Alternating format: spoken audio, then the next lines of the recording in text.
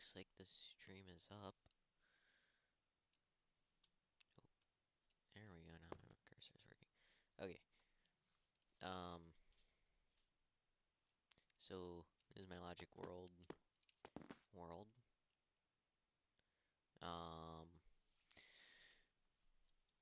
Started with kind of basic,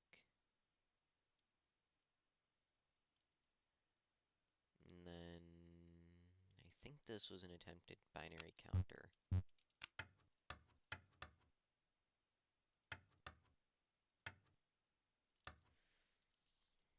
Okay, let's.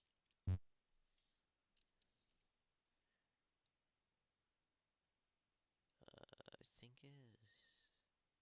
We'll just go 60. This might be kind of bright, but I've got this, and then I think I made these platforms based off of this size.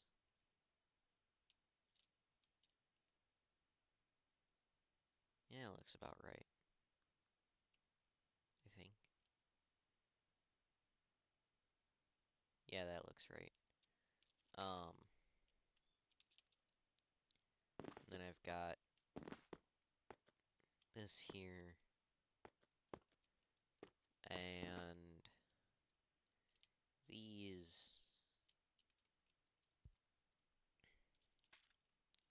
are full of wires, and they just connect to one another.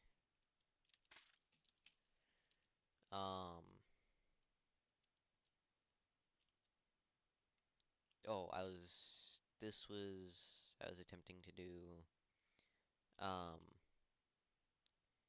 like serial multiplication. Um, this was, I believe I was trying to do a, something like this, and this, okay, so this,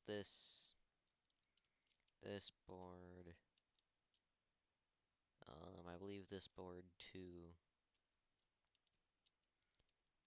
this board, I think, that was all, attempted, um, like, not, software multiplication. And then this would have been the, like, hardware multiplication. Oh yeah. Okay, this was my first attempt at data storage, which it does not work. So that board, I believe, is, yeah, that's this board. It is 8-bit, so I just sent it all the way up. So it's 256 bytes of RAM. Then this is a version that actually works. I believe it's this, yeah. Um, it's not all that fast. But if I go I think, yeah. So it does that. Major issue is, I mean, if I do this, the game kind of freezes because it's trying to do all the calculations there. This is pretty much just a counter board, and then it just outputs that, and then every so many ticks, it outputs the save or read signal.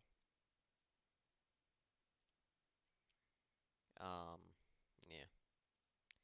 Actually, I believe I can save everything.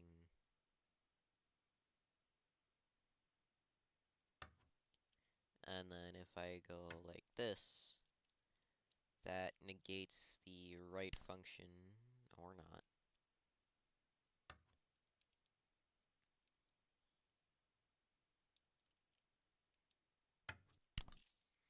Um,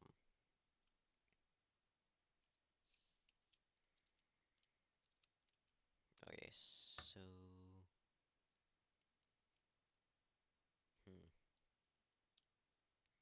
Should be a read-write. But yeah, it's just 256 byte memory tower. Um, and then I've got, right here, I've got the double dabble system hooked up to a counter. So it just counts and counts and counts. And then over here, actually, have what I was trying to make a clock here. So I've got the base 6 version, or at least relatively, I'm pretty sure this is the base 6 version of the Double Dabble. If not, it's pretty close, and then I've just got them alternating. So, yeah.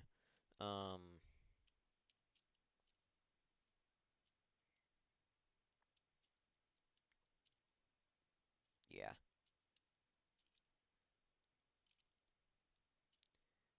Oh right, and then this was gonna be the case for the clock, but I don't think this fits in here, and then then if it did fit, I'd have to figure out how to actually output all of this in a way where it could, like, wrap around and then get to where it needs to go. And this is already pretty big, so I'm not sure. I'd also need to figure out, well, I mean, I think I know how to. I just need to actually make the counter and then hook it up and have it reset every 24 hours. I think I was going 100 ticks per second for this to be accurate. Um, yeah, I think. Pretty sure. Um,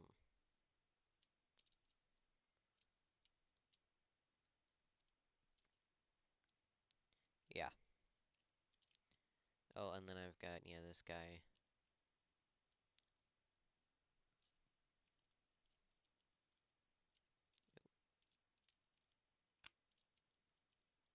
It's been a little while since I've played.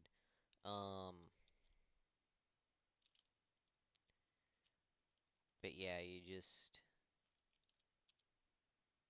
for this, you just, I think, I would,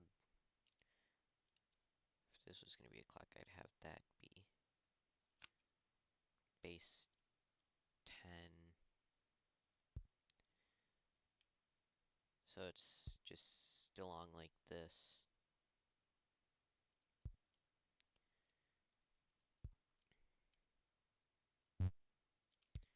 And then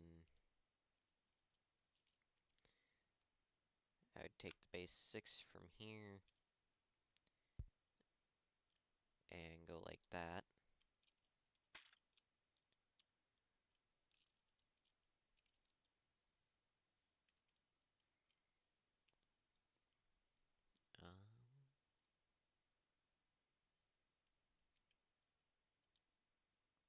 Actually, I think that's it for this one.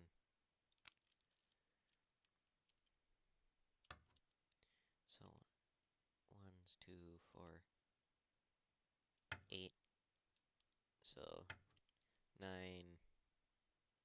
and then 10, 11, so 8, 28,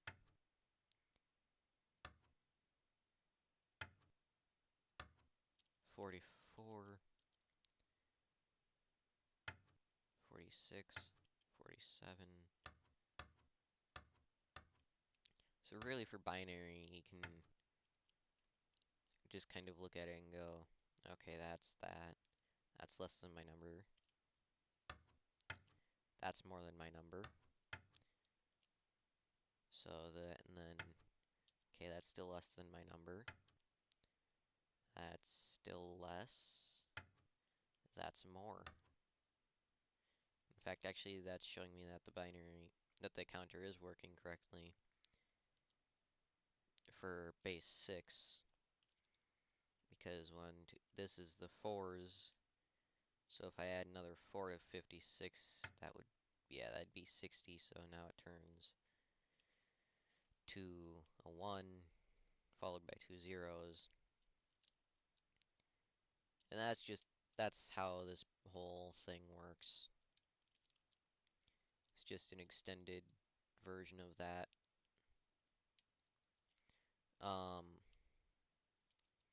And for those of you who want to know the base, or the double dabble system,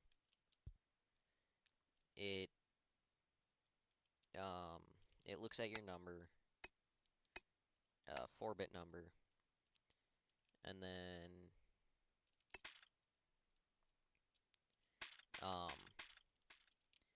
if it's okay, so double dabble system looks at your number, checks in chunks of 4 bits, and then if that exceeds half of your base value, so base 10, so if you're going with base 10, it'd be if the sum of these 4 digits is greater than, or actually greater than or equal to 5, and 5 would be 1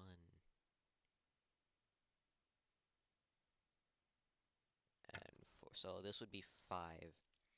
So if your numbers is this, then your output would be 8, and then that gets shifted over 1 bit. So now instead of 8, it's 16.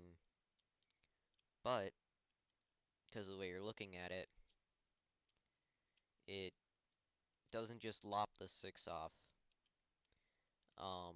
It sets it so you've got, like, say we've got another bit here. It goes through, and then it just doubles pretty much.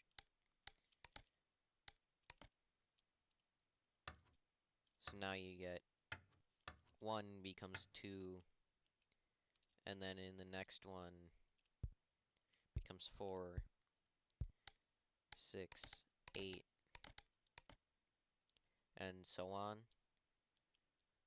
But then it just checks for the condition, and then for base 10 it adds 3. So 5 plus 3 is 8, and then I think I've got, okay, yeah, here's a expanded version. But yeah, it looks at the number And then if that number is half of your base, it adds enough to reach 8, so that when you shift over, instead of being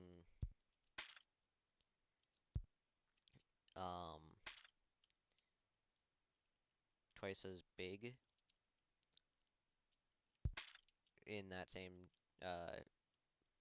place value, it's um it's the next place value that it should be. So, for example, if we've got, I don't know, 1, 2, 4, 8, a 6-bit number here, and we want, and say we output like, what number do I want? Let's say 64. It'll look at this, and then starting with these two, it'll be like, it'll look at it and go, okay, we've got 3 here, so that's fine. But then at the next look, we have a what's this? 1, 3, 4. Okay, that's 7, I believe. So it'll set it to 8, and then instead of the reason this is in line like this is because um it's easier to it's a little easier to build, um and then otherwise we'd be just like shifting the bits like this every time. So instead of here, it'd be, actually, I think it would be going the other way. But yeah, so it's basically just saying, okay, this is more than 5, and then setting it to an 8,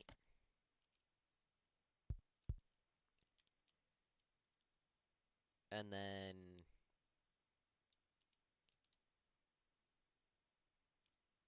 that gets shifted over to be a 1. So now I've got 1 in the final place value, and then we go, oh, this is 9. So we just kind of cut this out. Wait a minute.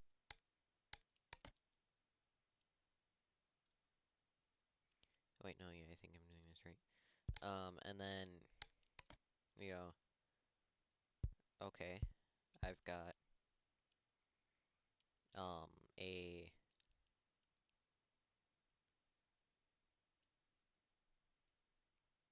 8. Actually, wait, no. Shoot.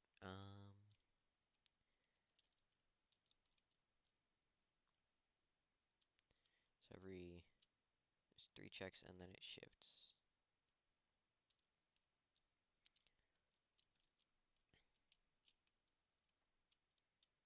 So 1. Okay, so it'd be this, and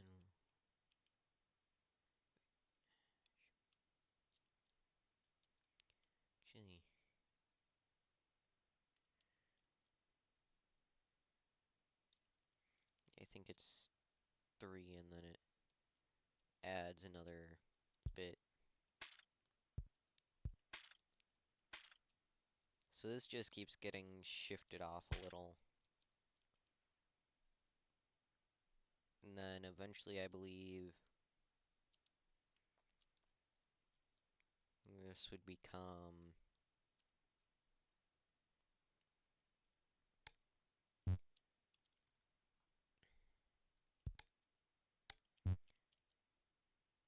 Eventually, it ends up getting transformed into these 4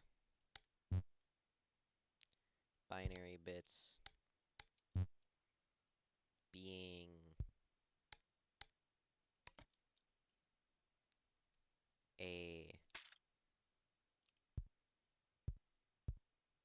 so these first 4, and then technically it'd be 4 here,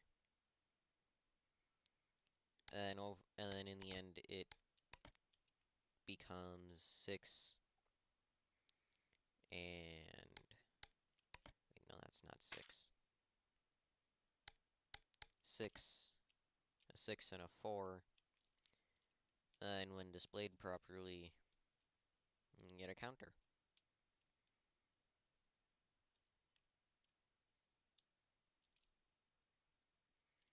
So, yeah. Basically, if the number is half of your base, it sets it to 8, shifts it over. Otherwise, it just shifts it over. And then, yeah.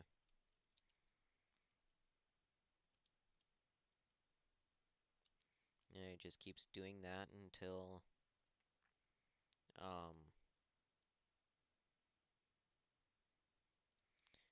you get a full thing. And I think yeah, you just add 1 like this every 4th check. So every 4th check, you've got 1 extra bit, 1 extra bit, 1 extra bit.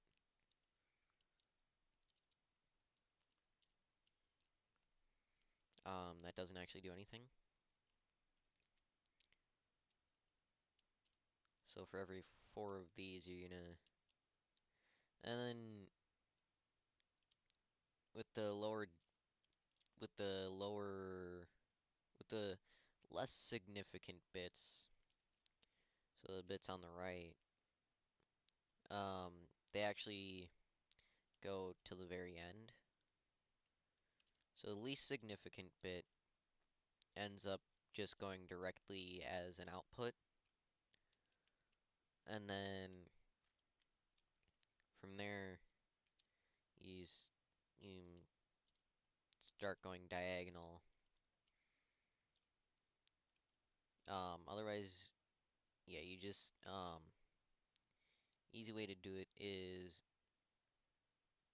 I believe you start like this, and just clone that, or duplicate that 4 bits over.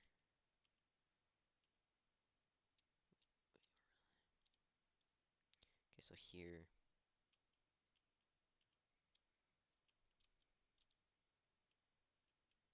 And then, oh, so you start at the 2's bit, and then you go over, and then from there, you just go until all of your bits are covered, other than the 1.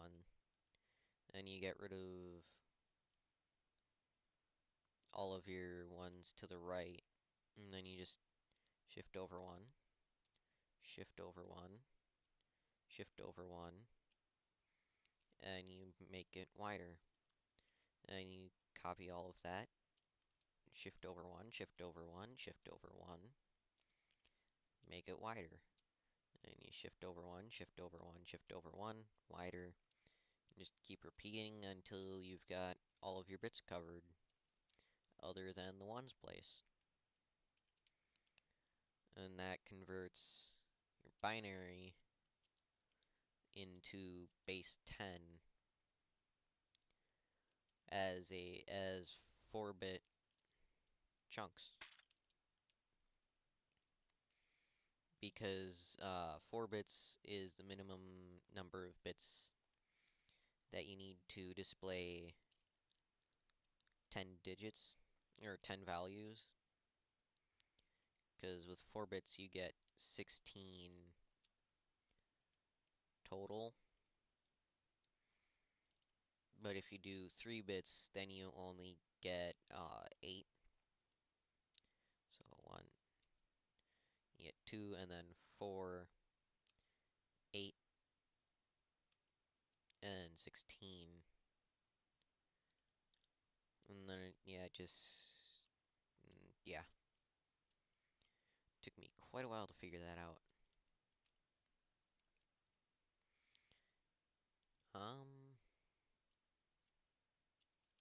Oh yeah, I was doing stuff with serial data transfer, and it was not working all that well. I think it's mostly a timing thing, though. And one of the things I was doing with it was addressable, making it addressable, so that you could have multiple wires connected, and then you just say, hey, I want to send it to blah address, and you would hit send, and then it would send the address, and then all the machines would check the address, and if it's the right one, then it starts accepting. If it's not, then it doesn't start accepting. And then I forget where. Okay, no, that's just display. I believe this was the address. Yeah, this is the address checker. And then it, yeah. Actually, wait. I believe this is, yeah, this is the address checker, actually. And then does its stuff, and then eventually the signal should come in. This is the inside of the thing. Wrong button. It's just a bunch of this module copy and pasted. And then when it gets the send signal, it loads this into all of these uh buffers, and because they've got the 1 tick delay between each of them, all of them jump over to the next place, and then eventually it gets sent out.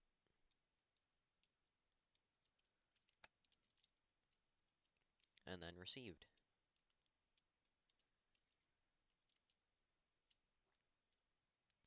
So yeah.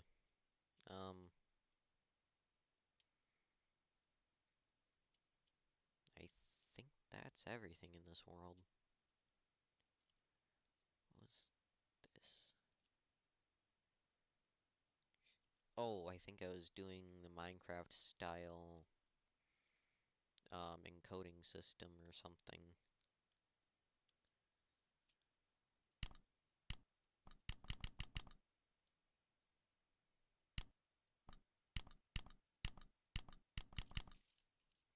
Oh, I think it's just going too fast.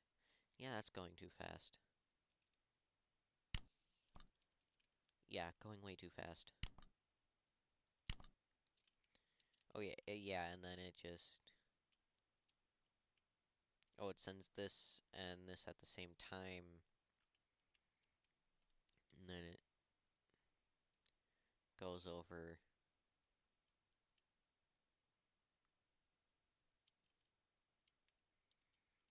And oh, this might have, yeah, I think this was like the thing I was doing with this spec in this edge with the checking if it's the right thing.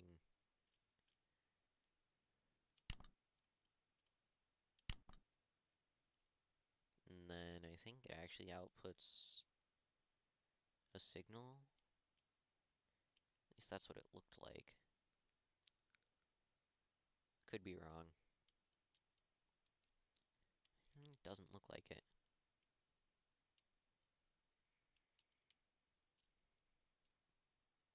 But yeah, that's... And these are my, um, all the double dabble systems that I made while trying to get the base 6 double dabble to work.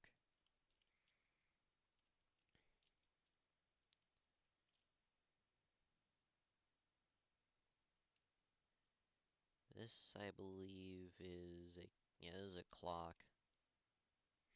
Oh yeah, this is the 100 tick, yeah, 100 tick clock. Wait a minute, that's 96. Oh wait, no, that's 99. Oh, probably to account for the couple logic gates in there. But yeah, that's that's everything. Anyways, I guess I'll end it here.